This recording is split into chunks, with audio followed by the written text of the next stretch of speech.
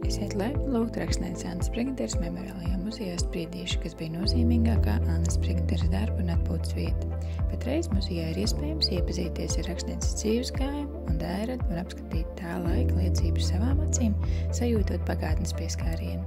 Muzeja pakarpiņā atrodas kafejnīca Sprīdīši, kur pieejama katra gaumei atbilstošai dienkarte.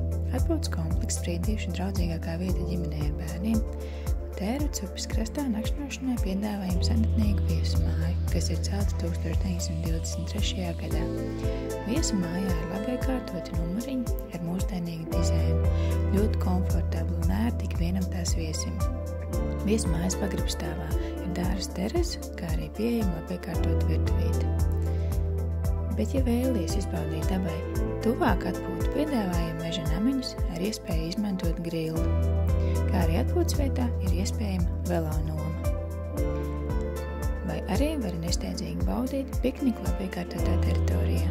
Meža namiņi būs ērti kā maziem atpūtniekiem, tā arī lielajiem atpūtas cienītājiem, lai tvērtu relaksācijas mirklis glaznēnajā dabas ainavā. Un neiztikt arī bez sacensību gara.